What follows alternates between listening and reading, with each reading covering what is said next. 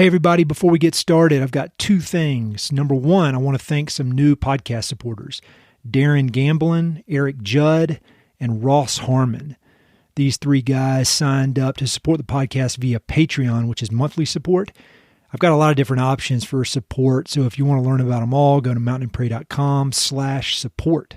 And the second thing, which some of y'all may already know about, but if not, this fall in September of 2022, I'm going to be partnering with my friends at Ranchlands to hold a 5-day retreat at their renowned Zapata Ranch, which is a 50,000-acre bison ranch at the base of Colorado's Sangre de Cristo mountain range. And I'm calling it the Strenuous Life Retreat, which is a nod to Theodore Roosevelt's commitment to living what he called the strenuous life. So from September 18th to 23rd, 2022, we're going to do a lot of cool stuff. We're going to climb several of the 13,000-foot mountains that tower above the ranch there in the Sangres. We're going to explore Great Sand Dunes National Park on horseback. We're going to spend time with some of the West's foremost experts on conservation, regenerative agriculture, and land stewardship, and we're going to ask them a lot of questions. We're going to record live interactive podcasts with some of the fascinating team members at Ranchlands and a few other folks. We're going to discuss books in the West with like-minded, curious friends. And maybe most important, we're going to eat amazing food, read a lot of books in our downtime, go to bed early, and I'm sure we're all going to sleep very, very well. I can promise you it's going to be awesome. When I initially announced this retreat last fall on social media, to my surprise, it sold out almost immediately. But since then, Ranchlands has opened up a few additional rooms, and there is one room left. So if you're interested, you might want to move on that sooner rather than later. There's a link in the episode notes with all the information, or you can go to mountainprairie.com/strenuous. Looking forward to seeing some of y'all there in September. Thanks a lot.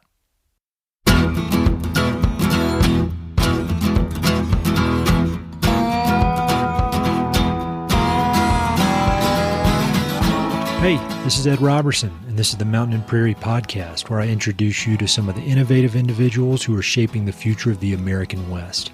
I meet most of these people through my work in land conservation, or through my hobbies and interests that revolve around spending time up high in the mountains.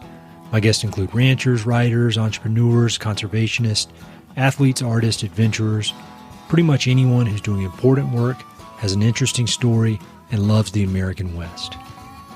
My guest today is Chris Burkard. Chris is a prolific photographer, filmmaker, and author who's best known for diving headfirst into epic adventures, documenting them with his camera, and producing one-of-a-kind stories that resonate deeply with millions of people around the world. He's bike-packed across Iceland in the winter, scouted cold water surf breaks in British Columbia, and explored some of the lesser-known corners of the American West, just to name a few. In all of his work, Chris combines his abundant positive energy with curiosity and authenticity, which has earned him the admiration of fellow accomplished artists, well-known brands, and nearly 4 million Instagram followers. Earlier this week, Chris released his newest book titled Wayward. It's a collection of some of his best and also never-before-seen photographs from some of the most wild places on Earth. Wayward also features extensive written stories that detail his fascinating career path and the challenges, mistakes, and adventures that made him into the artist he is today. I was lucky enough to receive an advanced copy of the book, and I read it in one sitting and thoroughly enjoyed it. The photographs were obviously stunning, but what I really appreciated was Chris's willingness to share the many lessons he's learned along his professional journey. Lessons that I, and maybe you, can apply to your own creative endeavors. I was thrilled to have Chris join me again, this time for an inspiring conversation about Wayward, creativity, adventure, and fatherhood. We talked about what he's learned during the pandemic, the process of writing Wayward, and why, in this high-tech world, that he remains committed to publishing physical books. We talk about the importance of being yourself, how he overcomes self-doubt, and who he trusts to give him honest feedback. Chris also talks about how he evaluates risk. He discusses how working with Patagonia helped him to find his voice as a photographer, his passion for sharing his experiences with others, and much more. Be sure to check out the episode notes for a full list of everything we discuss and links to all the information. A huge thanks to Chris for making the time to chat with me again, especially in the midst of his busy travel schedule. And whether you're interested in beautiful photos or learning lessons from an accomplished creative, I encourage you to check out Wayward. Thanks for listening. Hope you enjoyed. Last time we spoke, it was pretty early in the pandemic. We were all kind of stuck in our houses. I remember you were like walking around trying to escape the kids, and I think I was too. And there were like some chickens maybe in the background, and we were just trying to make do. And so I just maybe start out with how has COVID been for you and your family? I mean, how have y'all weathered the craziness over the last 2 years? You know, it's been kind of wild. I think I don't know how to say this, but it's been an amazing couple years. Yeah. You know, I haven't traveled as much, obviously, and work has been, you know, financially, you know, like it hasn't been as good, but who cares about that? You know, I mean, it's been mind blowing for me to spend these incredible formative years with my kids and to sit down. I guess what I'm getting at is I made changes this year and last year, and I made a redirection in my life that I don't think would have happened had I not gained the perspective that COVID gave me. Mm-hmm. And, you know, nowadays I'm sitting here and I've been spending the last 2 years, I've been spending 3 months a year in Iceland. I got an apartment there and my wife loves it. My kids love it. I want to live there half the year. Like I had to take a really hard look at like what I was doing and evaluate, like, do I want to keep just incessantly traveling for work? And although, like, yes, it pays the bills, it's important, I've tried to carve out more of a niche for myself and just, I guess you could say, gain some perspective as to what I really want and what I want for my family. And I think the biggest thing is I want my kids to grow up understanding some of the things that I didn't understand as a kid, as a youth, right? Like I didn't know how broad the world was, and I felt like it took me traveling for 10 years, 15 years to really gain that perspective. And I want to give that, I want to offer that to them. And so it's kind of one of those things where, like, you know how it is, you can get so caught up in the doldrums of daily life. Yep. And in some way, like the things that you think you're good at, like work or whatever, that you forget about the perspective of like, well, if I don't put time into like raising my kids in that way, like it'll never happen. It's just not going to come to life. So I feel grateful that I had that time and that perspective and the ability to just evaluate my own career, my own life. I mean, I feel less attached to this and what I have here and more attached to like what I've tried to create for myself and again, what I've tried to create for others. I mean, that's why I made this book and I poured time into it. I was really able to like pour time into making a book because I wanted a reference guide for all of the bad mistakes I've made or all the poor decisions and I guess in some way like a way for people to learn from those in some way. So that's a long-winded answer, but it's been a really good couple of years. I would say that I feel bad when I hear the stories of people really struggling through COVID because, you know, for us it was like a time of connectivity and it still is. You know, COVID's not over. I haven't, you know, really traveled much, but I've kind of honed in on the places that I enjoy, and I've been able to like, you know, see growth in my own family that I never thought I would. So it's been an eye opener, and I think I guess I just it's not that I don't want it to end, but I don't want those lessons to go away. Right? Sure.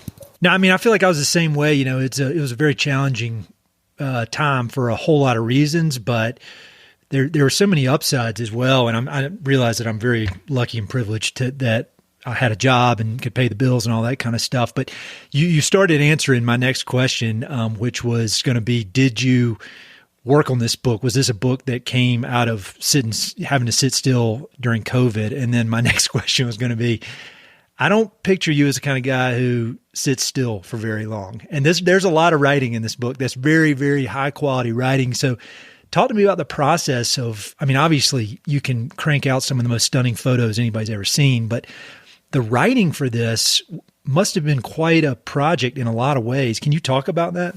Yeah. And full disclosure, you know, I had this book ghostwritten by two different ghostwriters, and then my wife took a lot of work. But nice. Obviously the you know, when you work with a ghostwriter, what they do is they kind of take your thoughts, your ideas, and they craft it into like how the narrative structure comes to life, right? Sure. And so the most important thing was that the voice was my voice, and it came was through. And I appreciate that because that's the hope is like, I don't speak and I don't write in a formal way. And I definitely don't have I have the grammar that shows that I didn't go to college. So I think in some way I wanted this to just be relatable. I wanted it to be a conversation. I wanted it to be something where you'd sit down at a bar with somebody and tell them a story, and this is what it would sound like.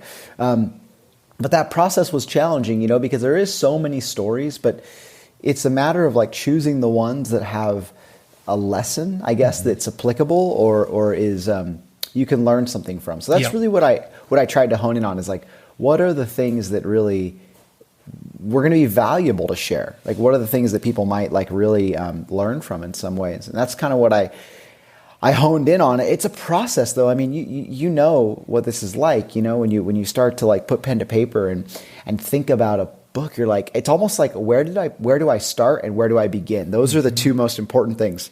The path in the beginning, in the middle is not that challenging. Usually, it's more about what am I kind of like what place am I getting people to? You know, and ultimately, what is that end goal? And I think that, you know, it's funny. I've been lucky in my career to do quite a few books. When I was like 22, I published my first book, which was actually by a major publisher, and I got really lucky, and there's a whole story behind that. But since then, I've learned so much about the editorial process, and I guess the thing is, I think that it brings out the best and the worst in you, meaning that you learn so much about who you are as a person, as an artist. When I look through this book, all I see are the moments I missed. All I see are the stories that I didn't recognize when I was in them, and I wish I would have shot more. I wish I would have dug deeper. You know, like that's kind of the constant, you know, that theory of like the constant gardener, you know, the person who's like wanting to constantly, you know, harvest and learn more. And I love the process of working on a book because it starts to make you tinker, and it starts to make you really articulate and boil down, like, why do you do what you do? What are these stories? Why are you why is this one story so significant to you? And sometimes, you know, I'll be honest, and it's interesting because it's like it almost, the importance of them didn't come to life until I spoke it to somebody and told it. And I think what it takes is, just like yourself, like a good interviewer or a good ghostwriter. This is kind of to answer your question, the process, a good ghostwriter to kind of almost interview you, because in that process of going back and forth, like I don't think I would ever be as good of a writer or as good of an author if I didn't have the back and forth, like somebody kind of probing me, asking me, well, why? Well, why? Well, what did you mean by that? Well, what? And sometimes I'm like, God, I'm telling you what I mean, but it's almost like it doesn't come to life until I really sit with it. And I'm like, well, it's because I felt this, and it's because I felt that, and it's because I cared about that, you know. So those things come to life when you write a book, and it's really meaningful. Like for my own life, for my kids, you know.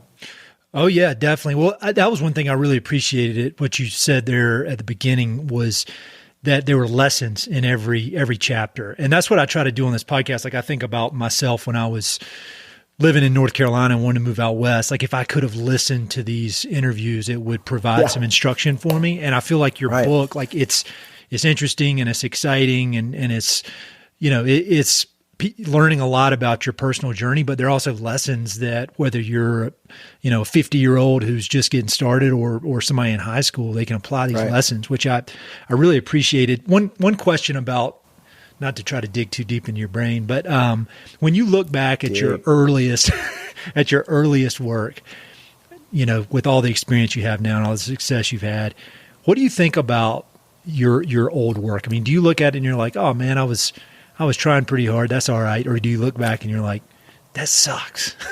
You know, or is this something in the middle? I mean, it's something in the middle. It's something like I look back with fondness. Nice. Because I'm like, man, that kid had, you know, he was pouring his soul into that work. Like he didn't know what he was in for. He didn't know what he was looking for. He was just out there. And, man, you know, it almost makes me emotional talking about it, because I think back to some of those early photographs, and I'm like, I remember vividly like sitting on the beach with my girlfriend, my now wife of 15 years, out in Central California, like it's 2 a.m. and I'm like, babe, I'm going to learn how to shoot night exposures. Like, she's like, what are you talking about? I'm like, the Milky Way, it's out. Like, I'm going to shoot a 30-minute exposure. We're going to get the stars to move, like something stupid.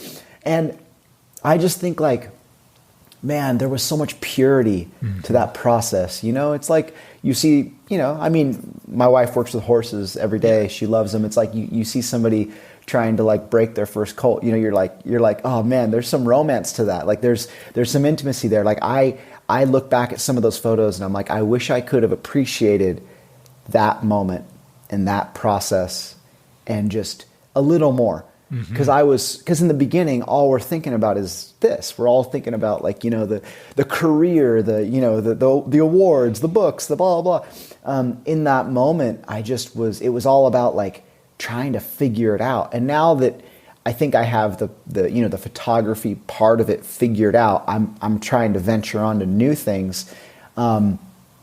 But the purity of that original process is really freeing to me. And I think if anything, I look back with a lot of fondness and I look back with a lot of gratitude for the freedom I had to just experiment and explore. And I think it speaks to the fact that I didn't have, I had mentors, but I never had like instruction. And I think that I always really get a little bit of anxiety giving people like instruction or teaching them in some way, because I didn't have a teacher, and I really appreciated just like kind of figuring it out, you know, and that was like a real part of the process. It teaches you who you are. You know, you make a lot of mistakes. That's kind of like the theme of the book. Yeah. One of the things, you know, obviously there's that purity and there's that, you know, looking back with fondness. But one of the things I really appreciated about the book is that you don't shy away from the challenges that you had, you know, as you were getting started. And I thought one of the chapters you get into the part about localism and how you kind of clashed up against these forces that you weren't really expecting, because you, like you said, your intentions were pure. You were living this artistic dream. You were working really hard, and then all of a sudden you bumped up against some negativity or challenges. But I loved how you talked about that. Would you mind? Because I want people to understand, like, this was not just like you hopped on a ride. I mean, this was extremely hard work, overcoming challenges to get where you are. So can you talk about that localism part? Yeah. I mean, for those who don't understand or don't know, like, you know, if you want to be a surf photographer during the heyday of what I would consider surf photography, which was like early 2000s, that's when like the most amount of like staff photographers worked for the magazines. Like, you were going to be going to the beach and shooting, and going to the beach and shooting means that you're going to be dealing with people who don't want you there, because surfing has a really ugly side to it. And I'm not here to say whether localism is right or wrong, but I will say that when it erupts in violence and somebody's pulling a knife on you in a parking lot or waxing your window, or you're getting death threats on your phone, it's fucked. I mean, it sucks. Like, that truly was, there were moments where I was concerned for my safety and my livelihood. Like, it kept me and my wife up at night. It actually, in many ways, made me change the way I did what I did, made me change the way I operated, made me not want to shoot in California, a place that I grew up in and have lived my whole life and love. And all I ever wanted to do was celebrate this beautiful state and its waves and its culture and its people. And because there's a certain group of people that feel ownership over something, even if they aren't from there, just because they spend a lot of time there, it gives people the right to feel like they can act out in violence. And it's really a challenging thing to see. And I think that localism does have a place. I mean, the point of it, the origins of it, were to keep the lineup safe, right? If you have somebody who goes out there, doesn't know what they're doing, they can get hurt, they can drown, their board can fly into somebody else's head. Like, surfing is a scary sport. And I get and understand the fact that there is an element of, there's limited resource, right? It's limited waves. It's not all the time, yada, yada, yada. I get that. But I don't think it ever gives anyone the right to act that way. So for me, being a 19, 20-year-old kid with a camera, trying to learn the ropes, the world comes at you really fast when you realize that, like, wow, I'm not welcome everywhere. And then all of a sudden, my name becomes, like, in some way tarnished by a community of people that don't want you taking photos there, but you want to celebrate these places. And so it changed the way I worked, right? I started to realize that, like, you know what, me trying to attempt to bring, like, you know, some high profile athlete from somewhere, like, that wasn't the way to go about it. You know, I admit, like, I made some mistakes there. I thought in some ways that, you know, I really realized that the exploitation of certain places is never going to be worth that strife that comes from it. And also, you want to preserve the purity of a place. And I think that what I realized the most is that if I was to approach a lot of these locations celebrating the local talent that's already there, even if they weren't as good of surfers, sometimes they were mediocre at best, but you want to tell their stories. So I became really passionate about telling their stories. And what that did is it gave me access to a lot of incredible places, a lot of incredible waves, a lot of incredible landscapes that I never would have in the past. And so everywhere I've gone since then, I've wanted to include somebody who is either from there or knows the area and tell their story.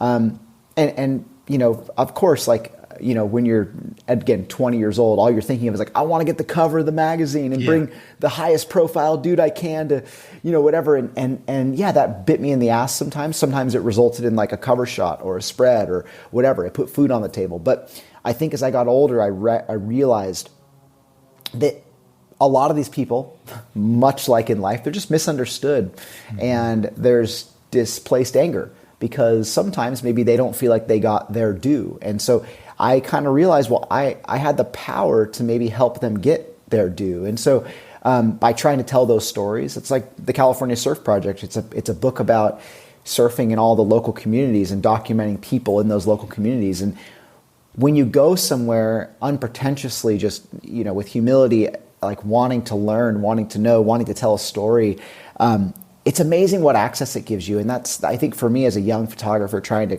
cut my way, that was like one of the big life lessons that I learned. But I will say for sure that it did push me away from shooting in California and wanting to be here, because I was like, well, I could go to Alaska where people are like so accepting and loving and like want you there because there's so few people.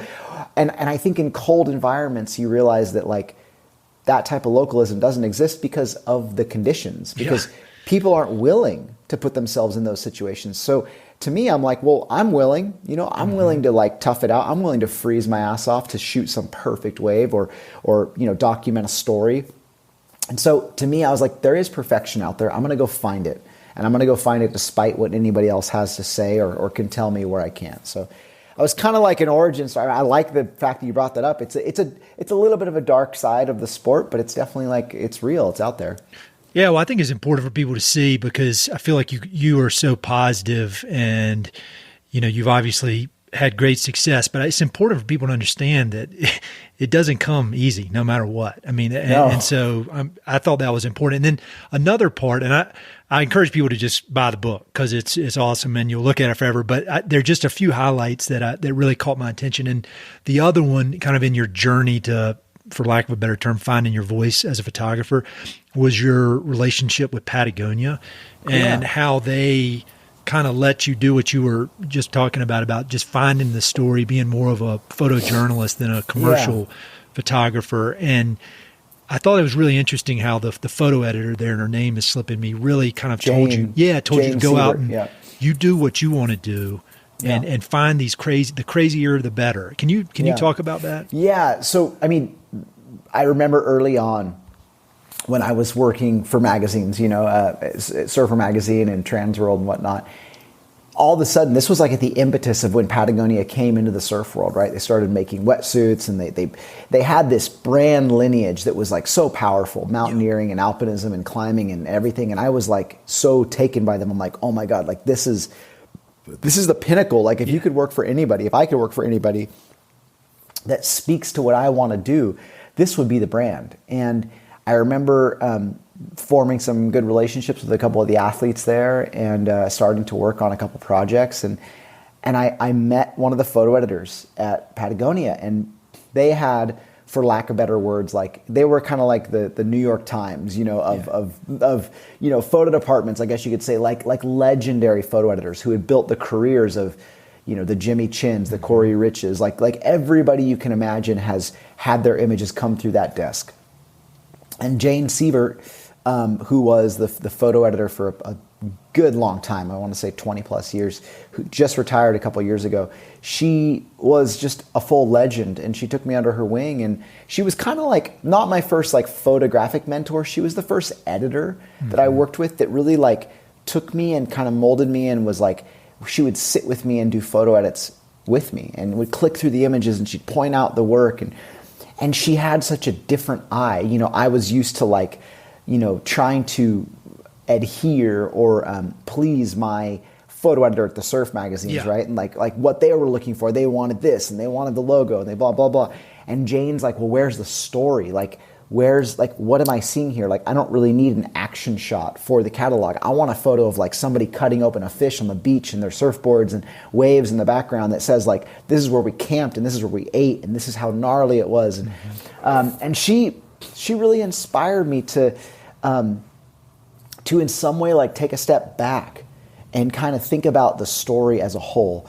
And I look at some of the images that they chose, some of the images that they used over the years, and I was like, yeah, like she chose the raddest stuff. Like she curated a beautiful body of work that I didn't even recognize. And I really attribute a lot of my success to her, a lot of my personal style to her and the work that they did, because as a photo department, they were looking for photojournalism. If it happened to include action sports or it happened to include one of these things, so be it, great. But what they really wanted was good photojournalism that was created naturally. Like it wasn't a set up thing. It's like, yeah, if you go to Kamchatka, Russia and you're camping on the beach fishing, you're going to get some great moments. She wanted me to think about, how do I set up a great experience so that the photographs happen naturally? And that she really taught me about that. So it seems like I talk to so many creative folks, and it seems like there's kind of, I love it. I mean, I just love it. I think it's so applicable whether you're talking about business or painting or writing. There's just all these overlapping lessons that I'm obsessed with. And it seems like there's kind of this trajectory of when people get started, they copy people that they admire and they kind of want to imitate them. And then they slowly find their own voice. And I don't know, how important has it been, or how much do you feel like you've gotten more and more successful as you've just been confident in your own voice? Or do you think that's an important thing for creatives in general, just to figure out a way to be their own person? I mean, has that been an important part of your journey, kind of finding, being confident enough to be yourself? Yeah. It's a validation thing, right? I want to talk about this in two different aspects, because you bring up some good points. There's on one side, there's the validation. And there's I would say there's real validation, like people you respect and look up to and in your life, like mentors, people that we attribute our life lessons to and learn from, et cetera, et cetera. And receiving their respect is important, especially for young males. It's really important, right? Like I grew up without a dad, so I was always seeking validation from these male figures in my life, and that's important. Like you need to find that in order to find your voice, because you're constantly like, who am I? Who am I? Like somebody tell me I'm doing good. Like give me a pat on the back, and then you get one, and then you're like, oh, okay, cool, I feel good. I mean, that's just human nature. Like anybody who doesn't seek that out is probably a psychopath. I agree. Or a narcissist, right? And then there's the other form of validation, which is where we find it online. We find it in these sort of unhealthy places, these sort of kind of like a metaverse type of validation, right? I'm not saying that's bad, but I'm just you need to find real validation. I think that comes oftentimes from selling your work. Could be digitally, could be online, could be physically, having your work published, having an editor give you feedback, seeing the fruits of that labor, like seeking that validation is so key to finding your voice, because you have to be the most bold, strong-willed person on earth. If you just pick up a camera and you're like, this is my style, I know it's good. I didn't know what I was shooting was good. And I think that the other part of this, which my friend Keith Lazinski, a super talented photographer, good friend of mine, who shoots a lot for Nat Geo, you should have him on the podcast. Yeah. He said this one time. He said, it was so interesting to me. He's like, everybody's so worried about like finding their voice and not copying someone else. But the truth of the matter is we all copy somebody at one point. Like in the beginning, we suck again. We copy somebody, we duplicate somebody, we keep sucking. And then all of a sudden we kind of like start developing our own thing. And that's okay. Like I want to give you permission, or whoever permission, to like, it's okay to copy people. It's okay to do that. And to in the process, with the intention of figuring out who you are, what's your voice, why are you doing what you're doing.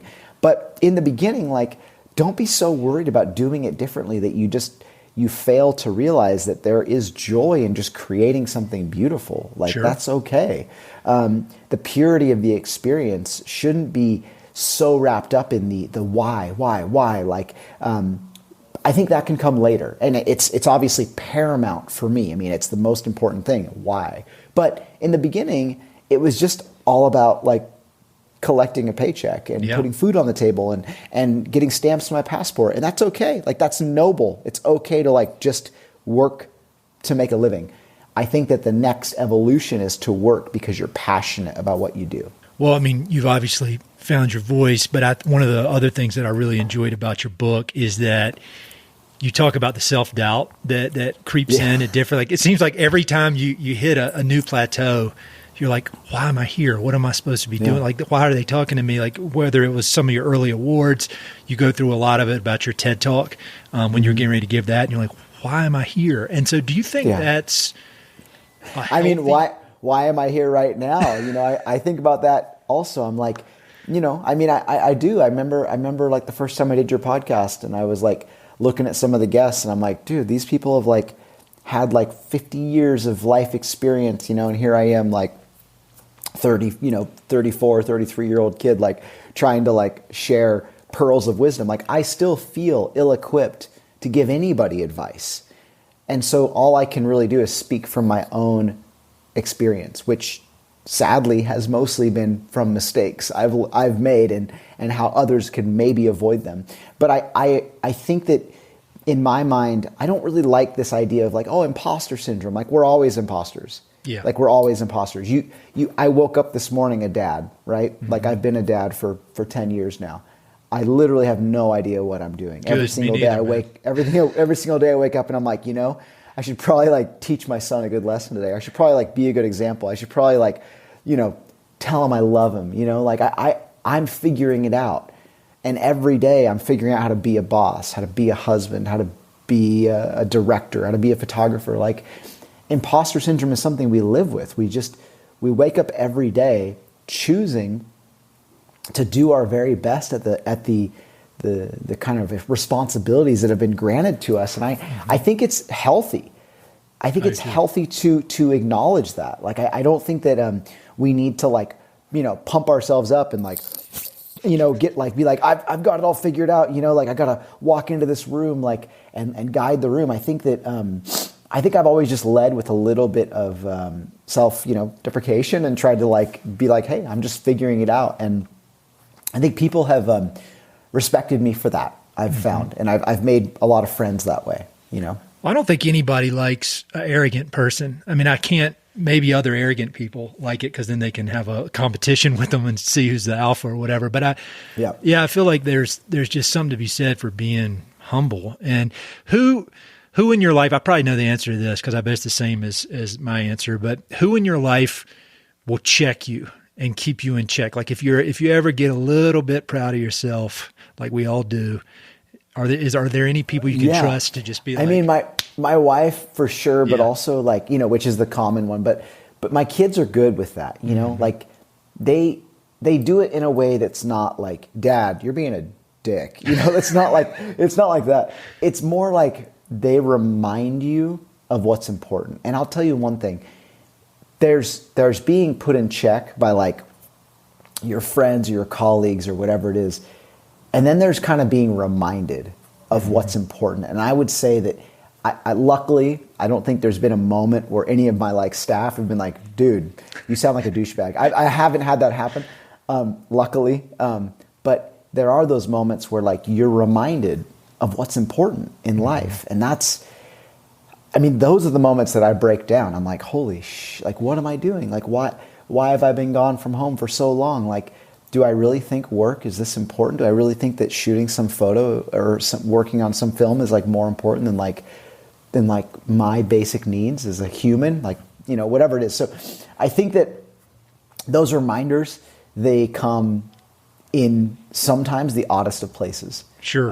And I don't need, we don't need to get like too spiritual here, but I think if there is any space for spirituality in our lives, to me, it usually comes in those small reminders of like what is important in life and why are you doing what you're doing. And sometimes it can be as gentle as like an Icelandic breeze, hitting your skin. Sometimes it's a text from a friend or whatever it is. And I think those are the moments that truly have brought me back to like what's important. Because everybody needs to get brought back to like their center, their core. Sure. Yeah, I completely, that's very well said.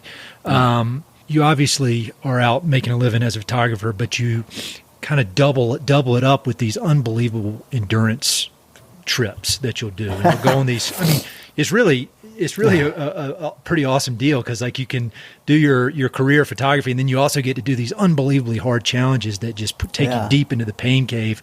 And I think soon after we recorded last time, you did your super long distance bike ride in Iceland, which was pretty hard. I mean, like the real deal. So how is it, and I ask this selfishly, as all my questions are, getting home and getting out of that single-minded, I'm here to suffer, I can handle anything, I'm going to bust my ass, and nothing matters, I'm going to finish this thing. I could die. I got like number one goal, don't die. And then you get home to what is more important, which is your family. But then there's a lot of kind of stuff that is not as life and death, at least on the surface. How do you handle that adjustment? Because that's always been extremely hard for me, kind of transitioning from really hard adventure to regular life. Yeah, and you know it just as well as anybody. I think in some way there's something to be said for the fact that when you do get thrust back into like the chaos of daily life and the strife of like, your kids being, bullied at school and this is happening and blah, blah, blah. And like this person said this and like, you got a lawsuit going on and blah. You're like, sometimes I think what it is when you endure those hardships, they leave a mark and you hope that mark is deep because you want to remember it. Like I go out and have those experiences because I want to remember them. And in those moments when life gets really crappy, I want to pull strength from that because I'll be like, you know what? This ain't as bad as like pushing your bike 30 miles through an Icelandic desert with the wind blowing in your face. Like it's not as bad as getting frostbite on the top of a glacier at -20. And I just try to keep a realistic perspective. Like nobody forced me to be anywhere. Like I chose to do that. That's what I call a good time because I was growing. Even if I didn't know it, I in those experiences, I was growing as a person. I think that what I've transitioned from, and everybody thinks it's so, everybody, asks some iteration of these questions, but it's funny to me because to me, it's all one and the same. Like I'm a constant student of growth. And I think that if anything, I look for opportunities to expand my vision of who I am, of the world, of everything. And when I say that I love telling stories, I don't think that those stories need to be limited to like me holding a camera or me, directing a film. I want to like experience them too. I want to be able to do a slideshow and tell about an experience that I had and how it changed me as a person. And I think that's exactly why I do those things because I went to the depths of maybe the earth, but also who I am. And I came back with something. I came back with a story to tell. Sometimes that results in like a film or a project or whatever it is. And sometimes it comes back to me just like feeling like I can be a better dad by having something worthwhile to share with my kids and to show them that like, yes, this is where I do these things because they're fun, but I also like feel privileged and lucky to be here with you. And when things get tough, it's like it can help me be a little more centered. I think a little bit. You know what I mean? Like you can kind of tell when. I mean, I don't want to say this in like a pretentious way, but sometimes you can tell when somebody maybe hasn't dealt with like a lot of external hardship in their life because something becomes so trivial when you're like, this is not that big of a deal. Yeah. Like we're going to weather this storm. I promise. Like we're going to get the right order from In-N-Out. It's going to be okay. Or something like really not that severe. No, I think that's one of the main benefits of suffering in nature is that you have to really get disconnected to worry about nonsense. And I often wonder, I haven't been on any like multi-week, month-long adventures since I've had kids, but I would imagine having kids would make reentry a lot better because in my, obviously they're a lot more important than some silly mountain climbing trip. And so I think for me, I got to have a mission, and those kids are the mission. And so I don't see myself leaving on a month-long trip anytime soon. Well, and I think it's all about that accessible adventure, right? I think for me, it's like, I don't want to be thrust into like, risk is a funny thing. You know how it goes. Like the first time the first time you go alpine climbing, you're like, oh my God, like I'm on the edge. Like everything's so, fragile right now. And then all of a sudden you do it a little more and you're like, well, no, this is like very tolerable. And if you do it to a certain degree, you feel very manageable. Mm-hmm. And, when it comes to cycling even too, like there are elements to it where I'm like, like I feel like this is when I'm choosing the right people, when I'm putting in the energy to plan, when I'm scouting it, like this is why I'm so meticulous and so calibrated when it comes to like choosing an adventure or a film or a project or a trip. It's like, I try to leave no stone unturned because I do know that the biggest and most important thing is that I come back to my family and that they know that like I spent that time, that energy, that effort to like do the extra research, go the extra mile for them, right? And you get that. And I think that I guess what I'm getting at is like the subtleties that parenting teaches you have benefited me in my overall kind of life planning and being a leader in some ways and trying to be a support to other people. I completely agree. I often wonder, like, what the hell did I think about before I had kids? Yeah. I'm sure I was doing a lot and I thought I was really busy, but and I wouldn't trade it. Sometimes like you'll appreciate this in the worst moments of parenting, when everybody's having a fit or people won't sleep or whatever. I often think about how like on these mountain climbing trips, if somebody could come along and they could say, all right, I can remove you from this situation. Like on the coldest time when you're most miserable, they're like, I'll take you out. You'd be like, no. I mean, I'm not leaving. Like, this is awesome. Yeah. And that's how it is with parenting because it can be like in the moment, you're like, this is insane. This is crazy. But would you trade it? No. Yeah. Of course not. So maybe for like a night. Yeah. One night, like 12 hours. But on it, no, it's the truth. And I think it's like, it's amazing how we like humans have the best or worst memory ever. Like I just love how there's this ability to look back on something fondly, and in the moment it can feel like the most terrifying, scary thing in the world. And then all of a sudden you're looking back and you're like, well, that not only was that like manageable, but that taught me something. That taught me something that I couldn't have learned anywhere else. And that's, to me, like that's the most exciting thing. I completely agree. All right. So here's another question for you. You've got so many different projects. I feel like in media, you hit almost every potential platform for media, whether it's filmmaking, photography, obviously everything that comes with social media. What is it that attracts you about old-fashioned books? Because, I've got, my wife and I used to live in Costa Rica where I used to surf a lot. When we got back, I was like very sad for surfing, and she got me your book, Distant Shores. So I've been staring at it long before we met. And I would look at it like, oh, I want to go surfing again. But books, there's just something about books that draws people back. So what is it for you when you have all these choices of things you could be putting your energy into? Why books? That's a crazy question because I actually have a fascination with old-fashioned books. Like my wife, Bree, what she gets me for Christmas and what she gets me for my birthday is usually a first edition. Oh, nice. And I have like two first edition John Muir books, and I have oh my God, my memory sucks, but I have a bunch of first editions, some that like are worth more than I feel comfortable even saying. Yeah. It's, she'll seek them out, and, some of them have been signed. I've got some first edition Ansel Adams. I've got some first edition Edward Weston. And it's like really special. Like there's something, and what this is like probably the worst thing to even acknowledge, but like a lot of those books I haven't read. Mm-hmm. I haven't like opened it up and read the whole thing cover to cover. If I'm gonna read a book, I'll listen to it on a plane, on a podcast, or in an audiobook.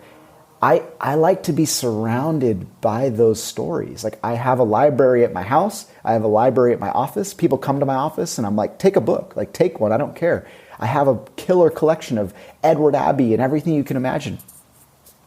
There's something to me that's comforting. Like this sounds silly because I want people to obviously buy my book and read the book because it's important, but in some ways just to own it is special. And to in some way, like we get books, we put them on a bookshelf so people can see them. Mm-hmm. Like it seems silly. Like why wouldn't we just put it in like a closet where nobody can see it? Because we want to in some way celebrate this. Like it's a lineage, and I think it shows pride in the fact that I cherish stories, mm-hmm. not just mine but other people's. Like I don't have a single one of my books on display at my house, right? Like they're at my gallery or whatever. But I want to put on display, Paul Nicklin's work and Jimmy Chin's work and Corey Rich's work and Nathan Lawrence, all my friends. To me, that is rad. Mm-hmm. Ragnar Axelsson. I want people to know, like, when people say to me, Chris, like, who inspires you? I'm like, go to my library. Like, look, check it out. Like, grab one. Mm-hmm. I take so much pride in that. I take so much pride in the idea of making something physical. And obviously, for as much as I do in the digital space, and I do love how things are moving digitally, and you can take things with you. I mean, that's so awesome because I can have a collection of books with me right here, on the road. How cool is that? And images and video. But there's something great when I'm in that space of filling up my cup, mm-hmm. like filling up my soul. I've gone on a long expedition. I come home and I sit back. The other day I was flipping through Jimmy Chin's book and I was looking at like some of his early explorations and I was like, holy shit. Like he was doing this when I was like, I don't even know, like just out of high school or something. You know what I mean? Like it just like blew my mind and it fuels me. And I really appreciate that. So that's why I pour my soul into those things. Because I want to give a piece back to that lineage that's given me so much. Like, I don't know if I ever told you this story, but my last job was at a place called Esquire News. It was a magazine store, mm-hmm. just a full old school magazine store in Pismo Beach. The sign's still on the building, and I literally used to sit there behind the counter, and to my immediate left were all the pornos, right? Like all this, and I would just like, and then in front of that was like the National Geographic Adventure, Nat Geo, Outside Magazine, yada, and I would just like grab those things and like flip through them all day, and then a random customer would come in and let, it was like the funniest thing because I grew up with that education, like that was my life. So I think in some way I'm paying homage to that. Mm-hmm. I'm also supporting artists I love. Yeah. Again, like I've never read every word in Paul Nicklin's book. I've looked at every single image. I've pored over it hundreds of times. I want to support that. And I think that that's what it means to support art and artists and to cultivate inspiration. I think that's great. And that's the same way I think of it. And now I'm in this crazy position where people send me books for free, like your very kind publisher. This just showed up in the mail one day. I was like, this is my dream come true. And so like, dude, it'll go on the stack in my living room next to your other book and which is next to all these other artist books. And it almost puts good energy for, talking about spiritual stuff. I mean, it puts good energy into the environment and it makes me happy. So why not? Yeah. And it's funny because I know how you are like me. You're like, sometimes I'm always like, I got to get around to reading that. I feel bad, but then sometimes I'm like, man, look what I've surrounded myself with. Like of all the investments to make in life, like what a rad thing to have books. Like how cool is that? And I think it's cool. It's great to be like reminded and pull something out and read it. And, I don't know, even be able to, read like the Dio of Jeet Kune Do one day and then read like, Boy Scout Handbook another day and then Knowles Mountaineering. Like I love having that plethora of information at my fingertips, So one more question about your book. Why now for this book that that's really lays out the arc of your career, because like you've been at it for a long time and you've reached a great level of success, but in some ways you're just getting started. I mean, you got a long way to go. So what was it that made you think, all right, I think now is a good time to kind of write this out? I'll tell you the honest truth. I actually started this project. It was pitched as a memoir. I was going to write a proper memoir, mostly words, and I wrote a proper memoir, 140,000 words. Damn. It dove deep into my relationship with my mom, my relationship with a lot of things, with life. And I sat with that and I was like, you know what? I want to save that for the right time. Nice. Yeah. And I want to give that 5-10 more years. But I felt like so many of those lessons were applicable. And it's funny because every book I've made has been slightly more text, slightly more story, slightly more extracted. And that's just like the arc of my personal life and my ability, my willingness to share. Because it's a process. Like nobody takes a photo with like thinking immediately like, oh, this is the story behind it, but for me, it's evolved. Nowadays there is stories. So Wayward was originally called, it was called The Hard Way Home. And that was the title of the memoir. But I changed it and I structured it and I made it a little more photocentric, made it a little more applicable to maybe the average everyday consumer of photography and somebody who wants to, again, like you said, the 50-year-old to the 15-year-old who wants to do this as a career path. I still left in a lot of personal information. I still left in a lot of personal stories, but I wanted it to still hit home on that, like you're getting a piece of who I am in my career and everything. So I felt like it was the right time. I hadn't told a lot of these stories in depth. I hadn't told a lot of these stories in this way, and I think that this is also maybe like a soft approach to like writing a memoir, because when I was approached to write a memoir, I was like, dude, what do I have to say? Again, that self-doubt. I'm like, what? Who's going to care about my story? Obviously people do. And I think this book was kind of like, let's take a step in that direction. Let's see what people think. And I'm just like so touched. I'm blown away that people even care. Like people are sharing the book and, telling me how like meaningful it is. And I'm like, well, I wrote it because I felt like my life as somebody who has experienced so much beauty and had trials along the way I would be doing a disservice to those people who have helped me and a disservice to the beauty of the world had I not shared those experiences. If I just kept it all to myself and, put it all on the Getty, like sell, it's just like, what good does that do? So, it's an exercise in really like, opening up your heart. And I also think that that's the beauty. That's like a part of why, as you asked before, like, why do you do it? Why are you doing it? It's for self-growth, that's a big part of it. Oh yeah. I've had a ton of authors and a lot of artists on the podcast. And one thing, I feel like the ones that have reached a certain level of success, where they're known in their field as one of the top people, their work obviously speaks for itself. I mean, they're very, very, very talented. They work very, very hard. But like, for example, Hampton Sides, the historian and author, every book he writes, New York Times bestseller. Mind blowing. He's just amazing. But one thing he is very, very good at is he's very good at selling the product, for lack of a better word. He can go out, he can talk about this, what should be very boring history in an exciting way. I mean, he obviously writes about it, but when he's doing interviews like this or, on NPR or whatever, he makes it fun and he sells it, for lack of a better term. And I don't mean that in a slimy way. I think when people start talking about selling and creative stuff, people get confused. But I feel like you are very good. The work speaks for itself, but you're very good at getting it out there. Yeah, and thank you. And so how important, the question would have been for people to be able to sell their work, how important, but you don't like to give advice. So how important has that been for you? No, I love to give advice. I just have apprehension around it. I mean, I've made a million, how-to videos, and I've made a million like online workshops. I even made a business of photography workshop.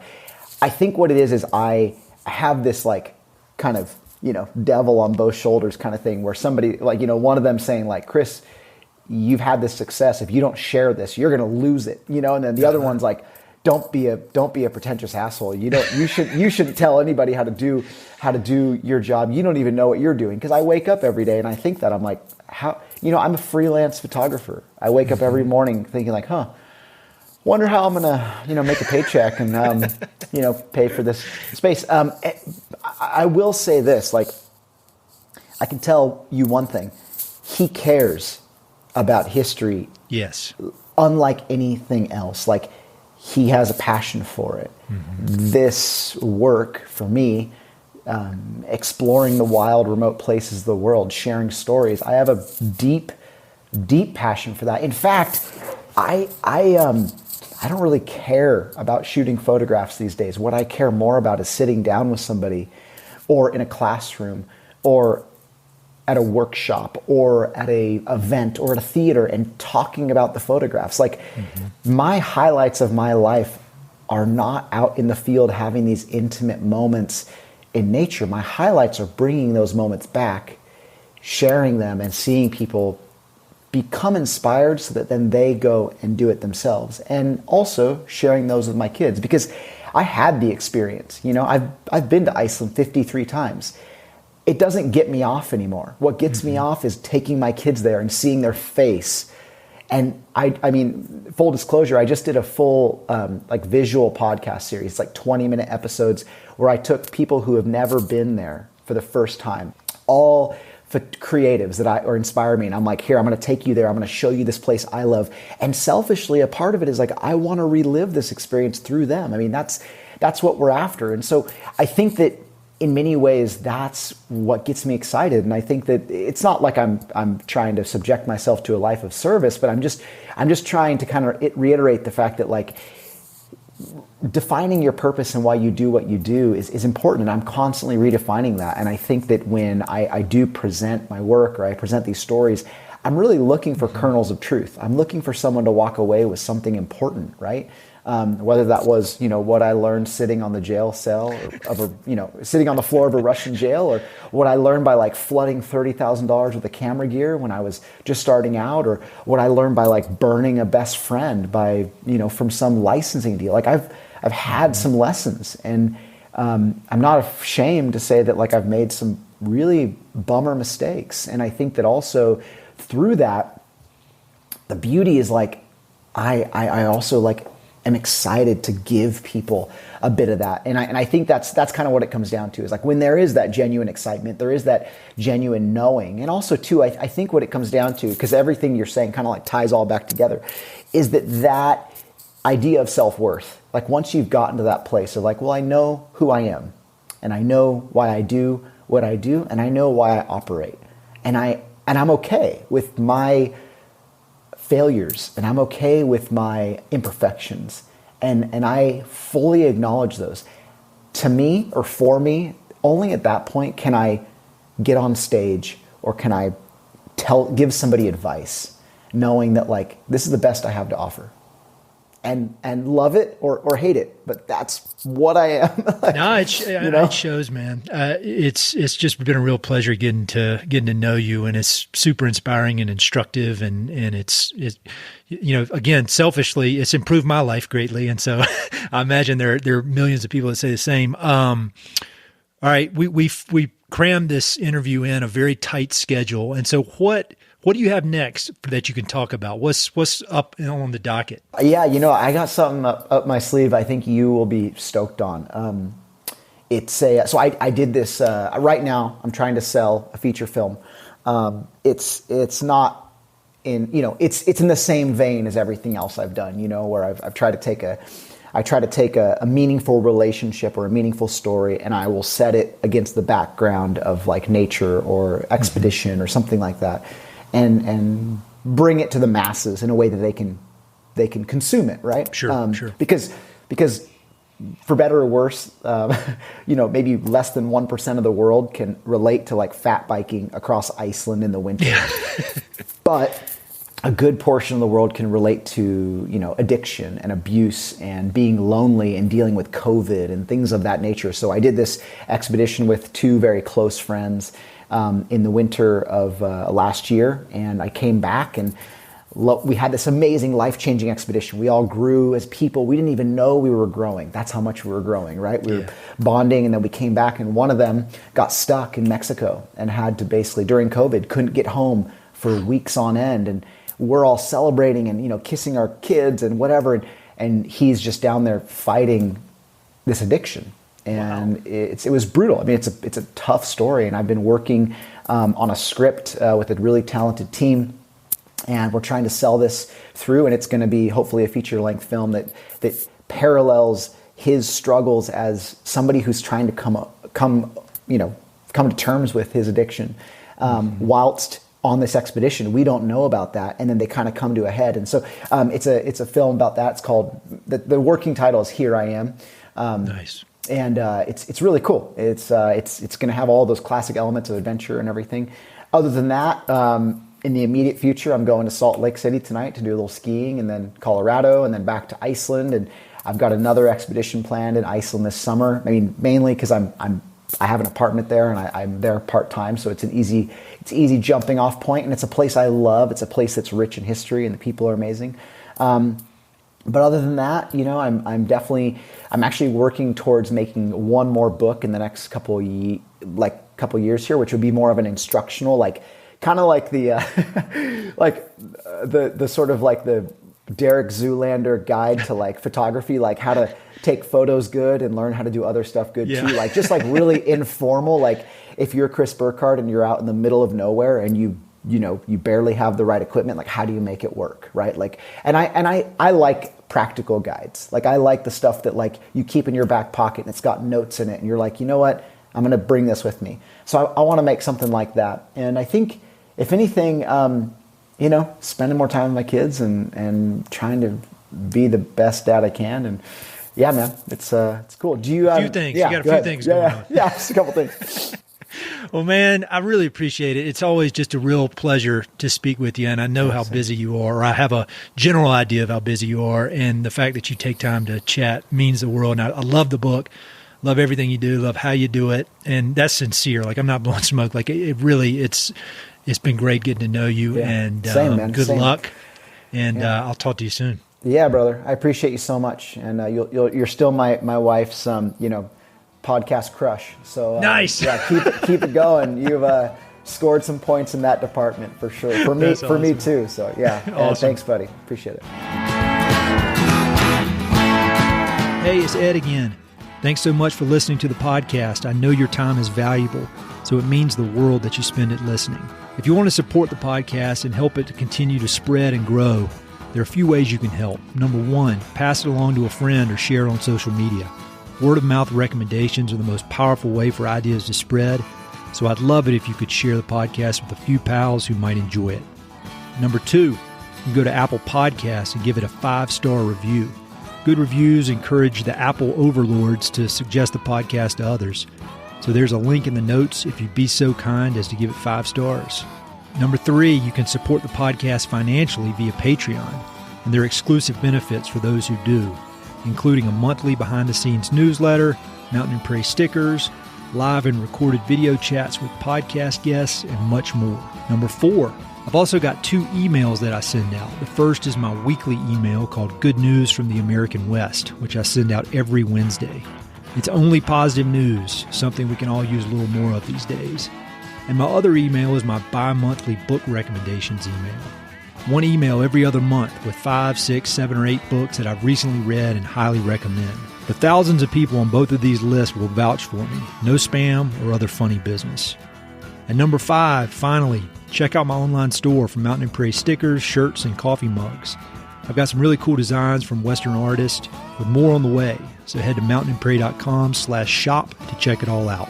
I'd love to connect with you. I'm on Instagram and LinkedIn, so look me up on either of those platforms by my name or through the links on my website. All right, that's it. Thanks so much for your support.